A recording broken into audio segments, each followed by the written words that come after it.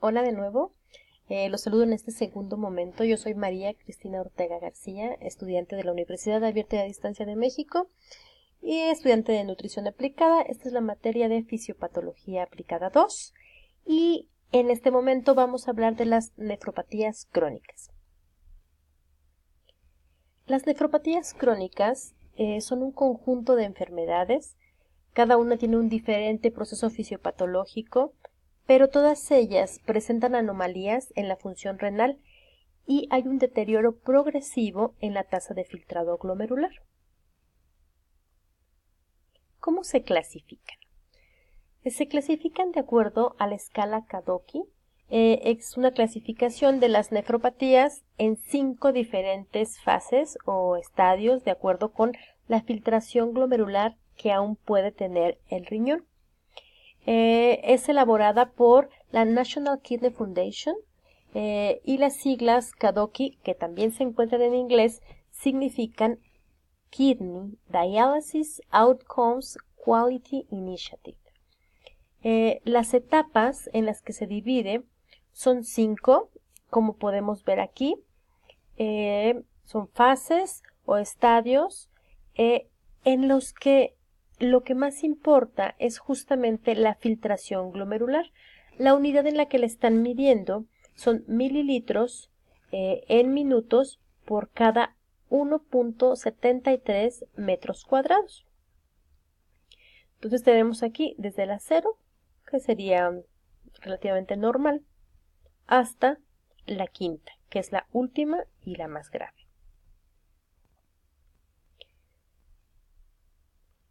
Entonces, ¿cuál es la diferencia entre la insuficiencia renal crónica y una nefropatía terminal? Bien, la insuficiencia renal crónica es la disminución irreversible, muy intensa e incesante, nunca se detiene, del número de nefronas funcionales en el riñón. Esta va a corresponder a los estadios 3 al 5 de la escala Kadocki, mientras que la nefropatía terminal es una etapa en las nefropatías crónicas en la que ya hay una acumulación extrema de toxinas, líquidos y electrolitos, aquellos que el riñón normalmente puede excretar, pero esta concentración es tal que va a producir el síndrome urémico. Esta situación, que la veremos posteriormente, culmina con la muerte, salvo que por algún tratamiento, podremos eliminar esas toxinas, como es la diálisis en cualquiera de sus tipos, o bien recurrir al trasplante de riñón. Esta nefropatía terminal ya corresponde a un estadio 5 en la escala Kadocki. Fisiopatología de las nefropatías crónicas. Está formada por dos grupos de mecanismos que van dañando al riñón. El primero son los mecanismos específicos de la patología primaria.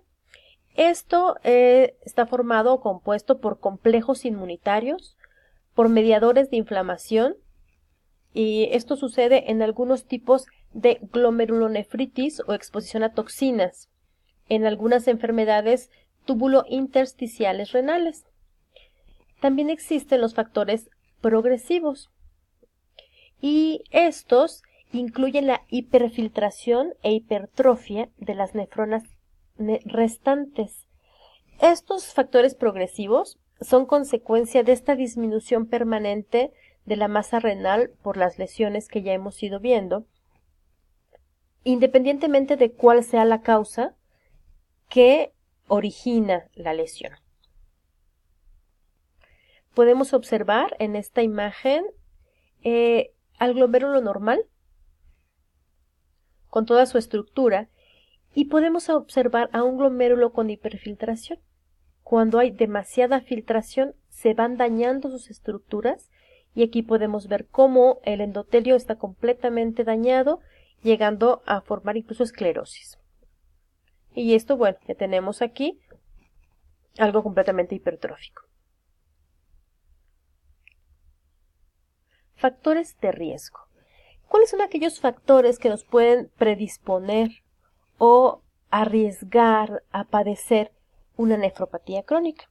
Tenemos aquí listado El primero es la hipertensión, que es la más común que puede causar la lesión renal, la diabetes mellitus, que también tiene un alto grado de daño renal, enfermedades autoinmunes, la senectud, que ya veremos por qué, tener un ascendiente africano, porque su genética es más propensa a sufrir este tipo de lesiones, antecedentes familiares de nefropatía crónica, haber padecido alguna vez insuficiencia renal aguda, comenzar a presentar proteinuria en los diagnósticos clínicos de laboratorio, anomalías en los sedimentos urinarios y anomalías en las estructuras de las vías urinarias.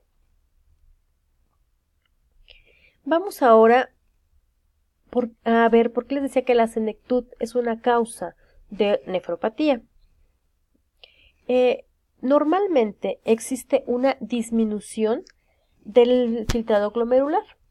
La filtración normalmente es menor en las mujeres, pero además el promedio máximo de filtrado glomerular es de 120 mililitros en cada minuto por cada 1.3 metros cuadrados. A partir de los 30 años, esta tasa de filtración va a comenzar a disminuir y disminuye aproximadamente 1 mililitro por año. Y por lo que una persona de 70 años ya va a tener una media de 70 mililitros por cada 1.73. Y así, dependiendo de la edad que se vaya alcanzando, bueno, va a ir filtrando en menor cantidad nuestro riñón. ¿Cómo podemos saber nuestra tasa de filtrado glomerular? Existen algunas ecuaciones que estiman esta filtración.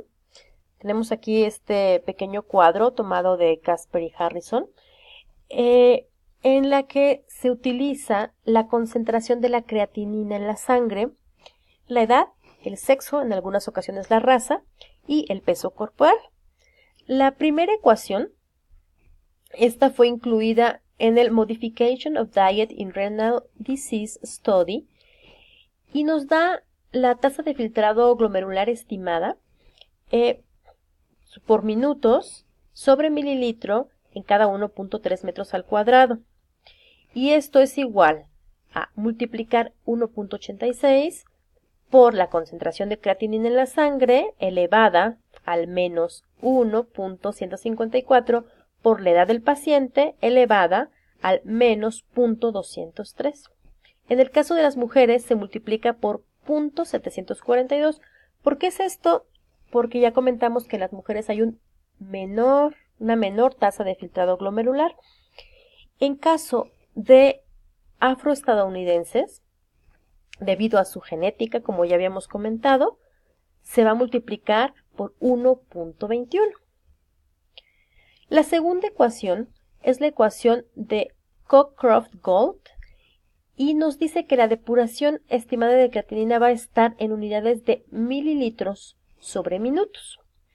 Y se calcula a través de esta ecuación 140 menos la edad del paciente por el peso corporal en kilogramos sobre 72 por la saturación de creatinina en la sangre en miligramos sobre decilitros.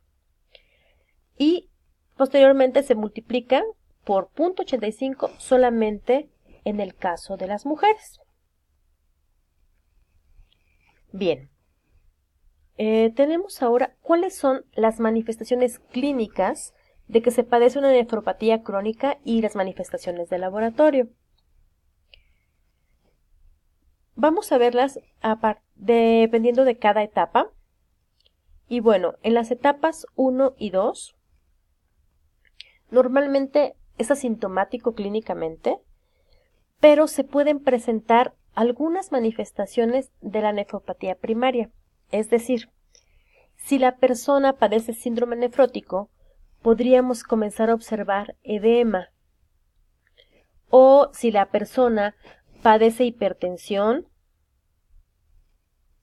Esto se va a dar en los casos de nefropatía poliquística o en glomerulonefritis o algunas otras enfermedades renales. Van a comenzar a producir en el paciente hipertensión. Entonces, van a ser las únicas manifestaciones que vamos a empezar a observar del daño renal del paciente. En las etapas 3 y 4 ya hay un poco más de complicaciones, se pueden observar clínicamente y en estudios de laboratorio. Aquí ya se afectan todos los órganos y sistemas, pero lo que se manifiesta más claramente es una presencia de anemia, fatiga, se fatiga fácilmente el paciente, anorexia, malnutrición que va progresando o empeorando, anomalías en el calcio, el fósforo y en las hormonas. Además, empieza a haber anomalías en la homeostasis del sodio, potasio, agua y el equilibrio ácido-básico. En la etapa 5, la acumulación de toxinas aquí ya es tal que va a alterar por completo el estilo de vida, la vida diaria del paciente, ya no va a haber un bienestar, su estado nutricional va a ser una desnutrición severa, y la hemostasia de agua y de electrolitos también se va a alterar y va a causar finalmente el síndrome urémico, que puede causar la muerte, como habíamos comentado, a menos que se realice un tratamiento sustitutivo o bien un trasplante. ¿Cuáles son las causas principales de la nefropatía crónica? Las causas principales es la glomerulopatía diabética, la glomerulonefritis, la nefropatía hipertensiva, ya sea por glomerulopatía primaria con hipertensión o nefropatía vascular isquémica, la poliquistosis renal y otras nefropatías quísticas o de los túbulos o el intersticio.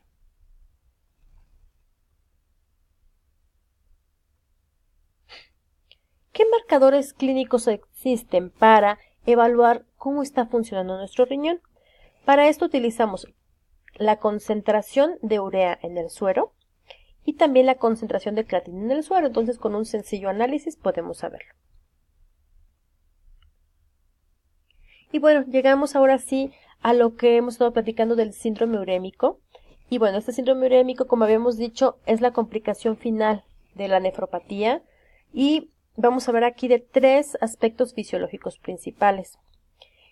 Primero, se dan aquellos que son consecuencia de la acumulación de las toxinas. Como hemos visto, el riñón normalmente las puede eliminar cuando tiene una función completa, cuando no está dañado, pero sobre todo aquellas que se producen en el metabolismo de las proteínas, el nitrógeno ureico. Entonces, al irse acumulando, vamos a empezar a tener ciertos síntomas que ya hemos visto. La segunda es las que son consecuencia de la desaparición de otras funciones renales, como la homeostasia de líquidos, electrolitos y la regulación hormonal. Entonces, al no tener estas regulaciones, va a empezar a haber muchísimos más síntomas y malestares que van a llevar a esta pérdida del bienestar del que hemos mencionado. Y por último tenemos a la inflamación sistémica progresiva y sus consecuencias vasculares y nutricionales que vimos en la última etapa, y eso, comienzan a fallar todos los sistemas y el paciente va a presentar una desnutrición severa. Y esto ha sido todo en el segundo momento. Muchas gracias. Hasta pronto.